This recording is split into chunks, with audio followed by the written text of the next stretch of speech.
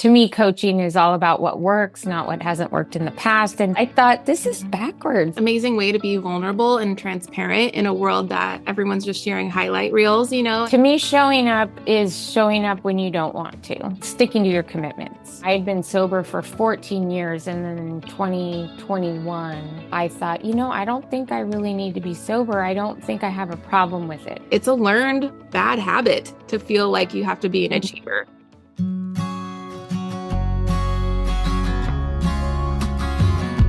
All right, today I have a really amazing woman. Her name is Chris Janssen, and we actually met back, I think it was August or July, for the Brand Builders Group Accelerator event, which is amazing. And if you guys haven't heard yet, we love Brand Builders Group and everything that they provide for content creators and entrepreneurs. But Chris is a mom to 3 adult children, so she's made it past graduation. We want to be her one day when we grow up. But she's a top performing coach, counselor, and award-winning best-selling author. And she really focuses on helping high-achieving perfectionists navigate their performance pressure, overcoming self-sabotage, rewriting narratives, and attaching meaning to life and events and circumstances. And she's got a new book coming out, which we're going to talk about very soon. But welcome to the show, Chris. Thanks for having me, Marina. It's so fun to see you again. Yes. So glad we met in Nashville. Yeah. Yeah. And you've lived such a full and amazing life, and obviously one that hasn't been perfect. And so I kind of want to get into that today of like, look like on the other side, you've been through it and you've raised these children. They're now on their own, independent. So tell me a quick, 5-minute version of your backstory and kind of how you got here. Oh, yeah. So we have 3 kids. Their ages now are 22, 25, and 26. And my husband and I celebrated 29 years of marriage yesterday, actually. So, October 7th. So, yeah, I worked. And then when I had the first one, I was primarily a stay-home mom. So I did work. I did do some of the counseling. Coaching wasn't on the scene yet. I have my master's in counseling psychology. And so coaching came on the scene when my kids were getting a little older, and I went back to school to get a coaching certificate because I realized, wow, I love this. To me, coaching is all about what works, not what hasn't worked in the past. And I definitely think there's a very big place for counseling and therapy. It's just, I was very excited about coaching. So so I went back to school to do that, but they were older at that time. The youngest was already in high school. Mm-hmm. And so I have had the opportunity to know, what it's like to be hands-on with those little kids with no outside help. When my husband, we lived in Silicon Valley. I'm from Silicon Valley before it was Silicon Valley. Wow. So I got to watch the tech boom. And so, my husband was taking several startup companies public, all those crazy hours that people in tech work. And that was when the kids were at their tiniest. I thought, this is backwards. We should be, when you need all this energy to be raising these kids should be when you are in more of a financial position to get some help. But I'm so grateful for it. Oh my gosh. I would not trade that for anything. That was just the most fulfilling. I write about that in the book too. I definitely had a lot of those moments, where I've spit up all over me or what have you. And I'm thinking, is this what I'm supposed to be doing? Is this the best? And looking back, definitely yes. I'm so grateful that I, awesome. Stayed home with them. Yeah. But now what I'm doing, now I coach, and then I have just written my second book. So the first book is out. It's called Living All In, How to Show Up for the Life You Want. And it just has all my favorite coaching tools in it that are really helpful when I'm working with clients. I wanted all of that written down. Mm-hmm. And I took a chapter from that book and made it into a second book. And that one's called Grace Yourself, How to Show Up for the Sober Life You Want. Mm-hmm. There was one chapter on habits, addictions. And so this second book is about that. Amazing. So you've obviously been through that personally, I'm assuming, to be able to. Yeah. I'm quick to say I'm not an addiction expert. I used to be addicted to alcohol when the kids were babies, and I got sober in 2007. Amazing. So the book is really more about sobriety and recovery. I'm not an expert at Yeah. addiction. I think I'm an expert at sobriety and recovery and Hmm. um yeah, so it is my story and it's also my coaching tools. So it's still Awesome. a coaching book and it's also you will hear the whole story and how I struggled and that did start when the kids were little. Yeah. And what Yeah. in a way amazing way to be vulnerable and transparent in a world that everyone's just sharing highlight reels, and there's sometimes it's very ugly behind the scenes and under the Mhm. curtain, and so to be able to open it up, it just makes it relatable. And someone might be home in that phase right now, pick up your book and be like, man, I'm not the only one. Like obviously they probably put on a ton of guilt and shame during that season and trying to wrestle with it and feeling worthy and all these things. And I guarantee there is moms out there right now who can identify with that. So I'm excited to get that book into their hands. You mentioned a lot. What does it mean to show up for the life that you want? Like, how did you make that transition? What does that really mean to you? To me, showing up is showing up when you don't want to, because sticking to your commitments. Mm-hmm. I did use this example in the book. It's like, since we're talking about being moms, if you bring the kid home from the hospital, Yep. there's going to be times you wish you could give the kid back or take a vacation, right? Or whatever, or just go in the bathroom with the door shut. um we commit though to raising that kid that day we had it. Yep. So that's the best example I could think of sticking to your commitments. And in the book, when I relate it to alcohol or any addiction or Yeah. habit, um I say, how I give tools for sticking to your commitment over your craving. Because Mhm. especially for us high achievers, it's easy to want, like, I actually want to work out in the morning. I want to feel good. I want to eat healthy. So it's not a struggle for me to do those things. Mhm. Some days it is though. So it's like, what do you do? I talk in the book, but what do you do on those days, right? There's probably might be a lot of people who naturally don't want to partake in their harmful habit, Mhm. right? What do you do on the day that you do want to? And those are the days you have to show up, Yeah. and even when you don't want to. And so I give tools for that. That's so good. And I think even just that topic alone could be a whole book in itself right there, because Right. especially this applies to business too. A Hmm. lot of us, like I'll just say, especially in the real estate industry right now, we are debating giving up because it's been a really, really slow year. So it's like, okay, I'm doing everything right, but nothing is working. We're not the problem. It's just the market is on a lull right now. And so there's so much mental debate that you go to every day of like, should I show up in my business or should I not? Should I like totally pivot here or start the side hustle or whatever? Like, it just is totally applicable. So that's super good. Yeah. And Now, riding the wave. I mean, if everybody gave up on parenting yeah. during the teenage years, right? So in real Yeah. estate, so much I do as my other business is property management and Oh, investment. great. So I Yeah. do understand all Yeah. of that. And I do understand the trends and how we have to Mhm. ride the wave through them and stick to our guns. Yep, exactly. Hey, ladies, real quick, if you are looking for a mentor, I just wanted to remind you that I offer mentorship to entrepreneurs. So if you're someone who has a never ending to do list and you're spiraling out of control and feel like your business doesn't have a track plan, I want to work with you every single week for a month at a time. It's super simple, but I come from over 10 years of experience doing this myself, and now I'm willing to give that information back to people. So I've mentored real estate agents, I've mentored wedding photographers, I've mentored other business owners, and they've come from a place of overwhelm mostly, and they really just needed clarity and a couple of action steps to move the needle, and we've seen gigantic leaps and bounds in their business. Like, I can't even tell you. So if you're interested and you want to know what that looks like, I want you to go to marinatolentino.com.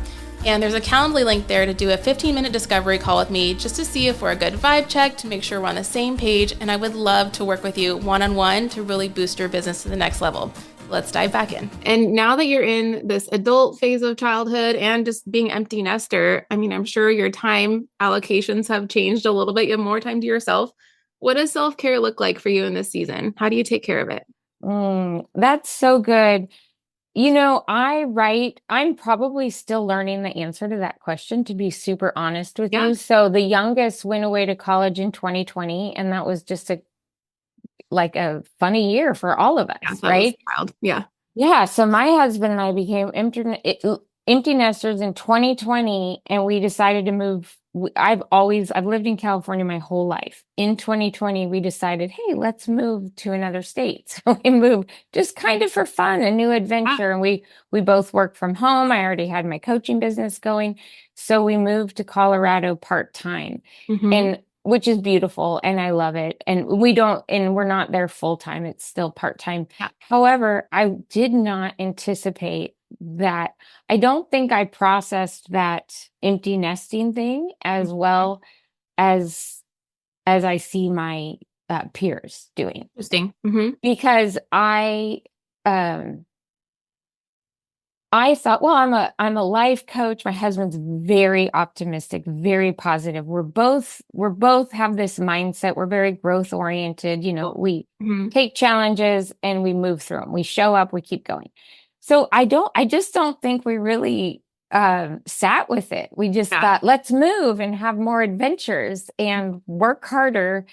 And I I tell a story about that in the book, how I had been sober for 14 years, and then in 2021 I thought, I don't think I really need to be sober. I don't think I have a problem with it. I think I just was numbing all this pressure that Yeah. was really difficult in life before, kids, and I don't want that to sound like I drink because I had kids. Mm-hmm. It was just the pressure I put on myself, mostly, of being a good mom, of being Yeah. perfect, of being a good daughter, of handling that family property business well, right? I put a lot of pressure on myself. So the book is really, I talk a lot about perfectionism, self-sabotage, how we navigate pressure.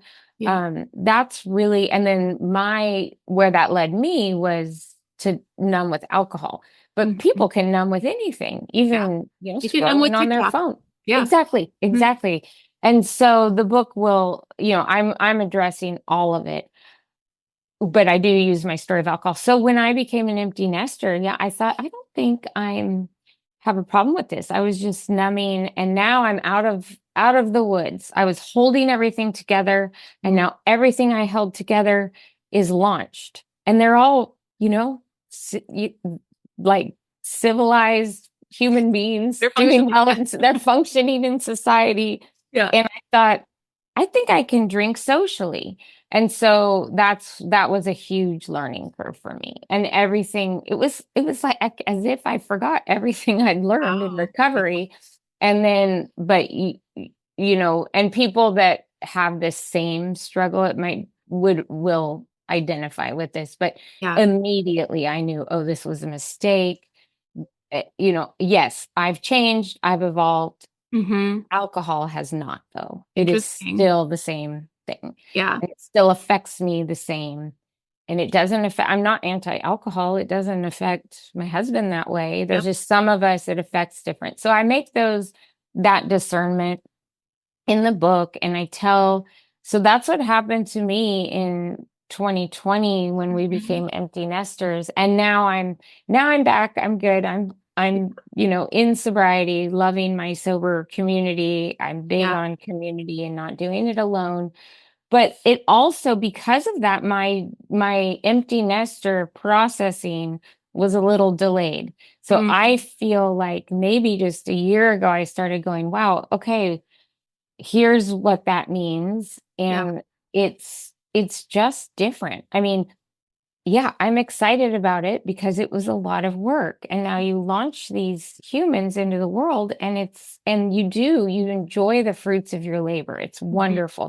They all have significant others. Our youngest just got married to his Yeah. high school sweetheart, and we just love her. So I really have, more than 3 kids. And there is all that. There's, also, you got to, I needed to think, what is my third act? What does self-care Yeah. look like now? And for me, it's to still cling to sobriety, to Hmm. be in my sober community.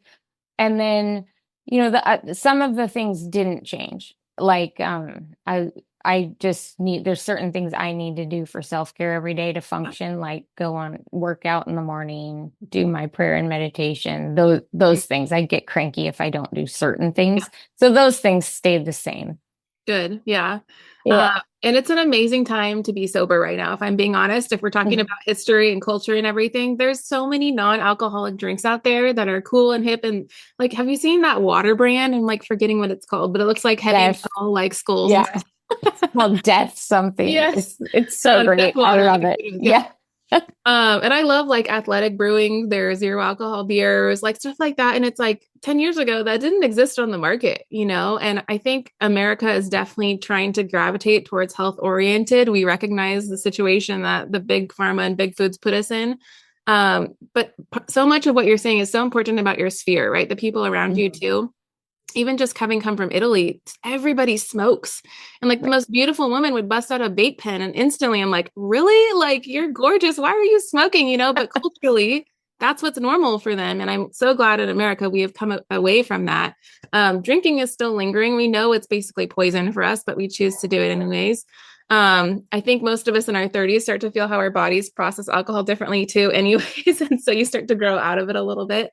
But so good. And I want to go back to the point you made about once you hit empty nester, you kind of like moved all of a sudden. And part of it was like a distraction, probably of like, well, let's just shift our attention instead of our kids. Now we can focus on us and do more, more, more. Hey, I'm sorry to interrupt. And I hope you're enjoying this episode of the Work Like a Mother podcast.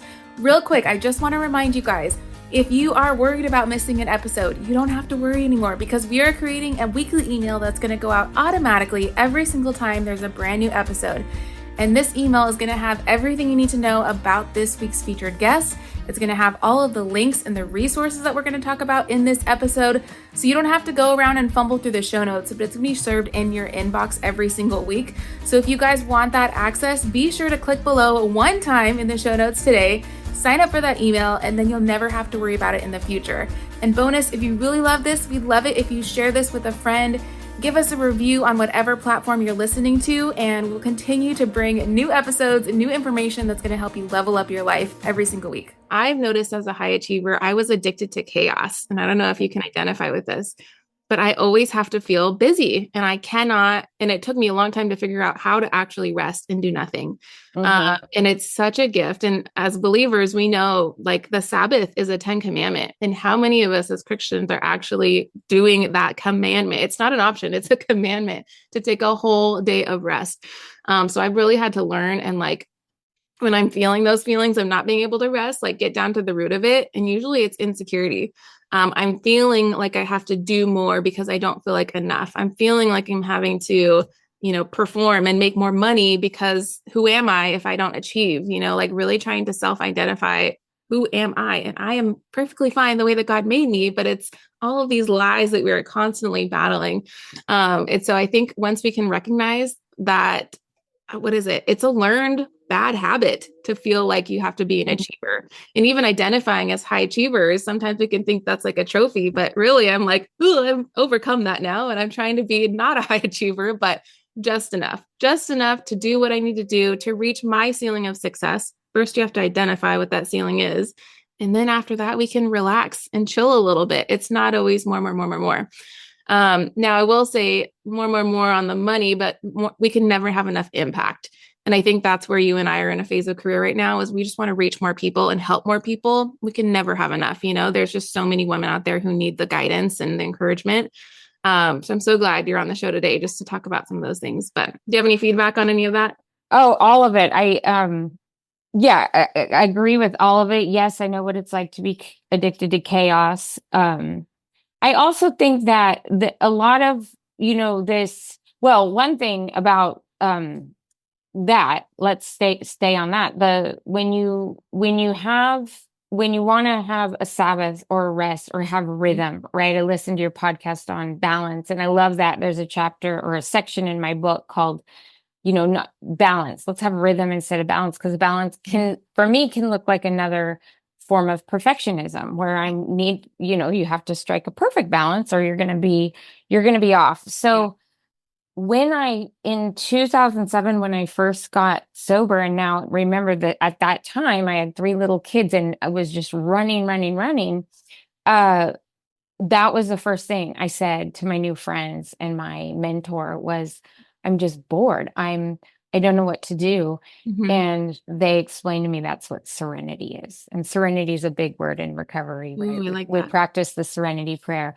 And so I get to help people with that now that are new in sobriety that look, it's not boredom, it's serenity, and it's okay. Yeah. And I think being a high achiever or a high growth person Mhm. is great. I think being a perfectionist can be dangerous. I think achievers, Yeah.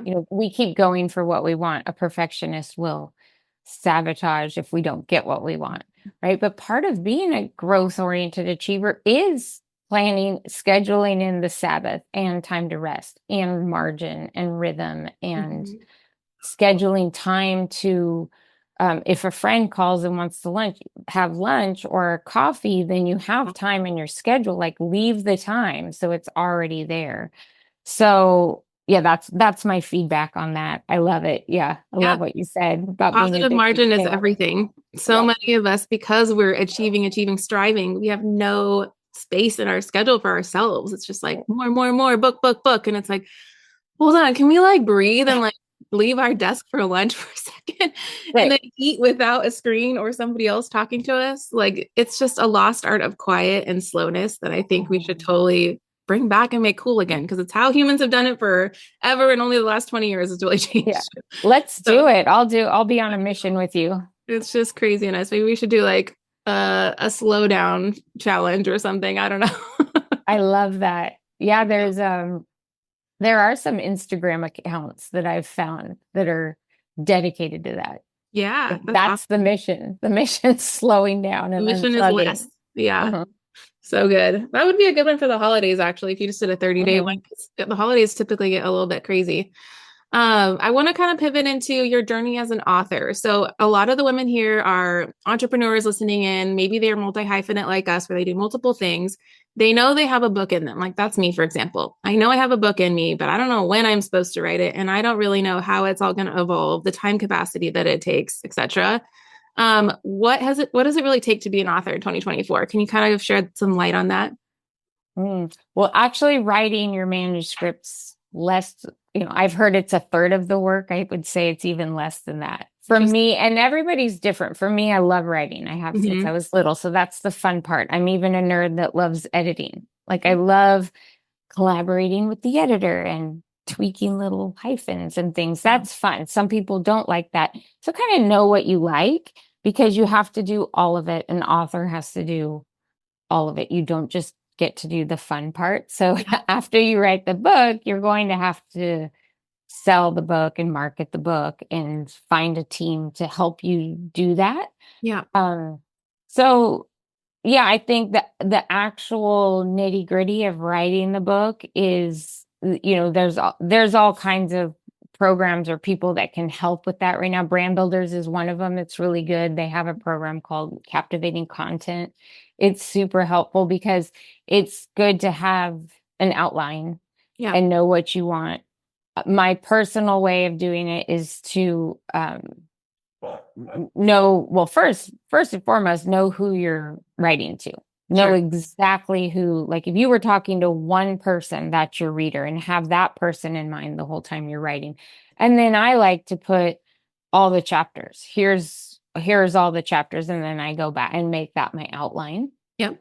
and then I go back and fill those in, Hmm. right? What amount of financial investment does it take to make a book? Can you do it for super cheap or like what's a average budget that you feel like someone is realistically should plan for? I think realistically, a low budget if you're going to self-publish, and even if you did get a traditional publisher and it's your first Mhm. book, you're going to want to invest in a good editor in order to get that book looked at. So um I mean, I would say the low end is 30,000. Yeah.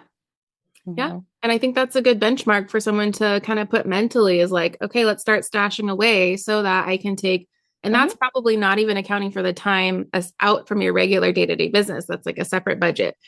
So you've got to have time capacity as well as financial capacity to take on doing a book, which is interesting. Yeah. That's right. Right. And I know so much of it is building a platform, building an audience, right? You've got to have people to sell the book to. So, what are some of the parts of the process you didn't anticipate or that you wish more people understood? Right. I didn't, well, the first one is where I learned all those things I didn't Mhm. understand because the first one I self-published, and I'm super happy with it. I wouldn't change anything because that's how I learned. Yeah. I had a wonderful editor. I became a much better writer Mhm. by writing that book with her. I mean, I had a manuscript when I started working with her, but we rewrote that manuscript together for a year. Wow. So, and this second one, I really just wrote it and there wasn't as much developmental edit that needed to be done after because I had learned so much from that first Sure. editor. Hmm. Uh, so can you remind me the question? Yeah. Parts of the process you didn't anticipate or you wish more people understood. Okay, what I didn't anticipate, and I wish more people understood, is that to before you launch the book, you want to sell pre-orders, Hmm. right? And so if you want to make some lists, it'll be good to be able to launch the book and on launch day say, hey, I came out as #1 on Amazon the day it launched, or Yep. as number, and there's all kinds of ways. I mean, really, bestseller lists have a lot to do with the algorithms and these Mhm. numbers than they do how good your book is, Yep. unfortunately. So, uh, I still think people should write really quality books because if I'm going to buy it, I would, Yeah. hope that they had a good editor and that it's worth my time. Mhm. But there are some not very good quality books that are making bestseller lists. Yeah. So if you partner with a team that understands that, brand builders understands that, there's a lot of um, teams that understand that. So there's certain things you can do. You can run promos like, and if you're just self-publishing, you're Yeah. probably going to be on Amazon. And so you'll want to run some ads so that you're on the Amazon bestseller list before you launch, like on launch day. Yeah. If you work with a publisher, either a hybrid publisher or a traditional publisher, you don't have to only publish on Amazon or through certain things. You can have better distribution. Hmm. So if every single like right now I have a publisher. So, but if every single person pre-ordered my book on Amazon, I won't make those bestseller lists. It needs to be a Interesting. variety of Hmm. Target, Barnes and Noble.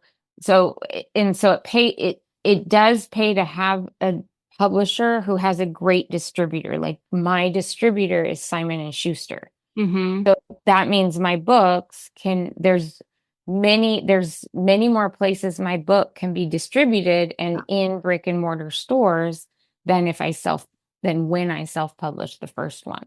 Sure. Yeah. That's Right. interesting. And even just listening to the accelerator event that we went to, it's like you hear all the behind the scenes and it's like, actually, it only takes X amount of speaking gigs to sell X amount of books. And you're like, wait, you can be like on the bestseller list from just speaking. It's kind of crazy. Or reverse engineer if you want to raise your speaking prices, do the book first and da da da. And it's just so much behind the curtain that you don't hear as a everyday entrepreneur. And that's why it's so important to be in rooms with people who have done it before and are doing what you want to Mhm. do. Right. Um, I'm just like a curious cat when it comes to all of that because it's like the next level of growth in business. So I love getting to see you go through it and the success that you're having. It's so fun.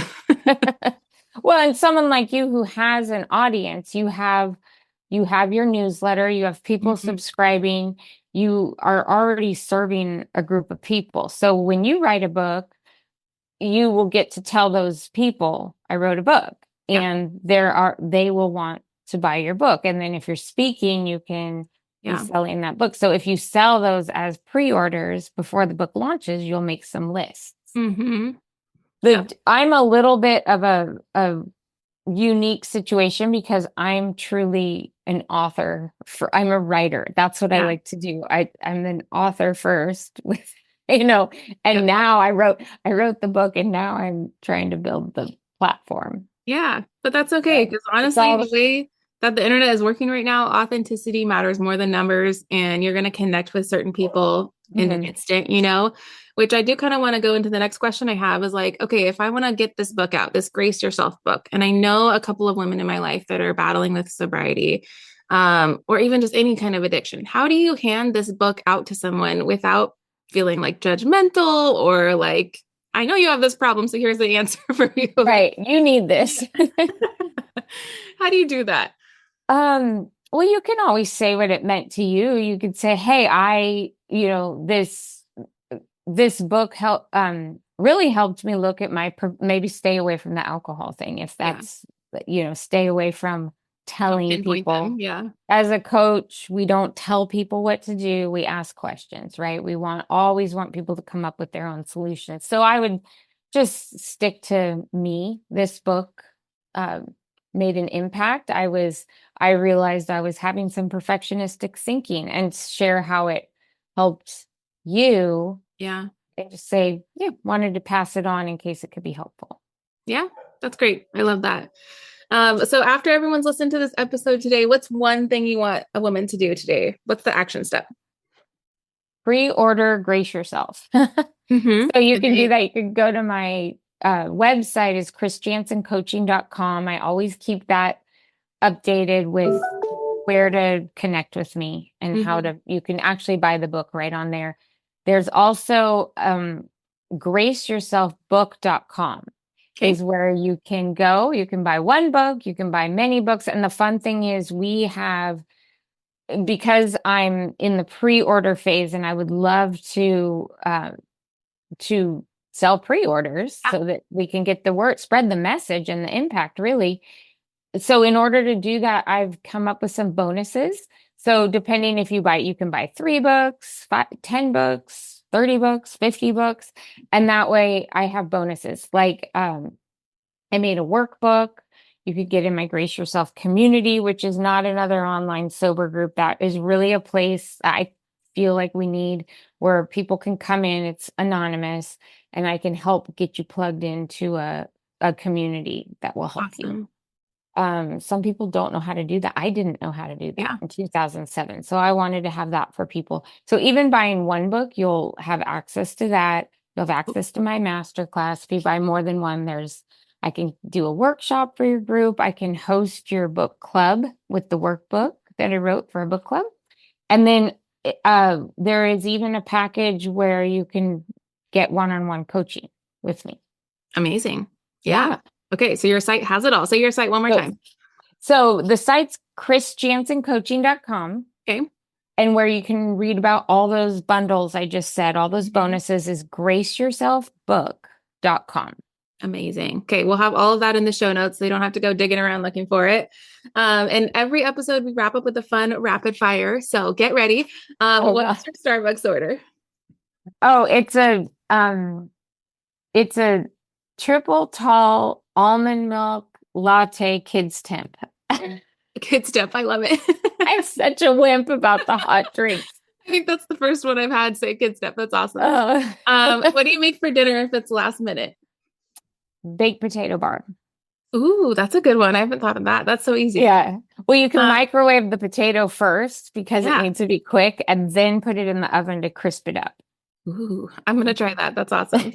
What's your favorite go-to department of Target, and do you have a favorite designer there? Um, my favorite designer's in the household department. That's my Mhm. favorite department. So it's Threshold. Yep, absolutely. Love it. And then name a book or a podcast you'd recommend to the show. Obviously, we've got your books, but do you have any other ones? Oh, I love Leslie Logan, another BBGer. I was Okay. just a guest on her podcast. It's called Be It Till You See It, and Mhm. it's about overcoming self-doubt and having self-belief. She's a Pilates instructor, and her Oh, podcast is awesome. The guests have all kinds of gold nuggets to share with the audience. nice. I haven't heard of her. I'll look her up. That's awesome. TikTok or Instagram? Instagram. Okay. And where can people find you online most? My Instagram's Chris3Jansen, Okay. and LinkedIn is Chris Jansen Coaching, Facebook Chris Jansen Coaching. Amazing. Well, thank you so much for your time today. I really just hope this inspires people to take action and to also just be that little light in your circle of people.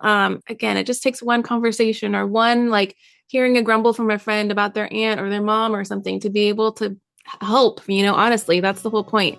So I would love that people can share this mission, share the message, and just get your book out to people who need it because that's what it's for. So thank you, Chris. I really appreciate you. Thanks, Marina. It was fun. Thanks for having me. Bye. Bye.